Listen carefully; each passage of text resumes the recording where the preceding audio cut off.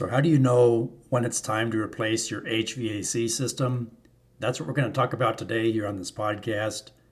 So from the homeowner's perspective, if you want to DIY and install the system yourself, you want to check with your local authority having jurisdiction to see if a permit is still required, even if you install it yourself. Or if you pay a contractor, make sure that contractor is licensed and bonded. And again, you may have to pay for a permit, even having a contractor install the HVAC equipment. Same thing in the commercial industrial space. Is a permit going to be required?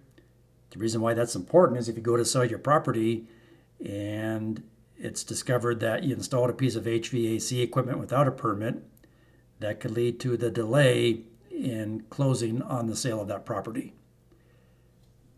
So how do you know when a piece of HVAC equipment really needs to be replaced? So a good rule of thumb is it's not based on age, right? I've seen 30 and 40-year-old HVAC units still running just fine, cooling, heating. Okay, so what is it based on then? Well, is the cost to repair the HVAC equipment going to be equal to or greater than just replacing the unit? Right? So are parts still available? That's another big thing.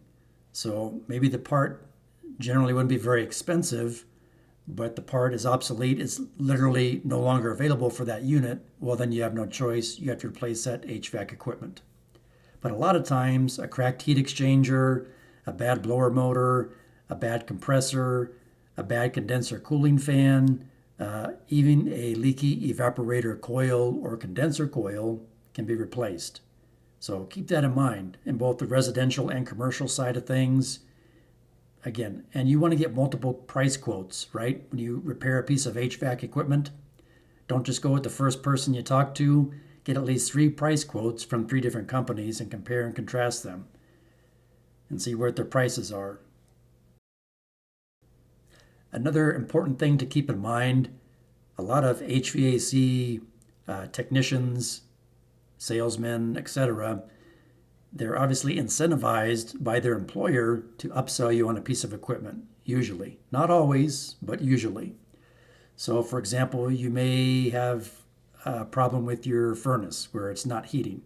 And the technician comes out and says, oh, you have a cracked heat exchanger. You need to replace your whole furnace now. So, first of all, what I would say to that is ask them nicely, please show me the crack in the heat exchanger, right?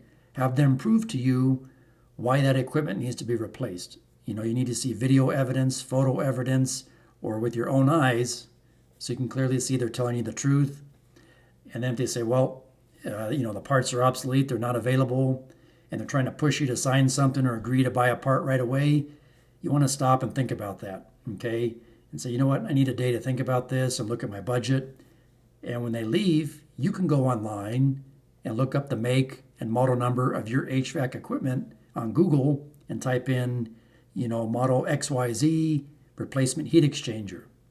And 9 times out of 10, you'll probably be able to find that part and see what it should cost if it's really available. That'll also tell you if that HVAC contractor is being honest with you about their pricing, about whether or not that part really is available or not. So just be careful of that. That's a common practice with HVAC contractors. They'll try to upsell you on new equipment when you necessarily might not need a new piece of HVAC equipment. I hope this information helps you. Please like, share, subscribe, leave me a comment, and thanks for watching.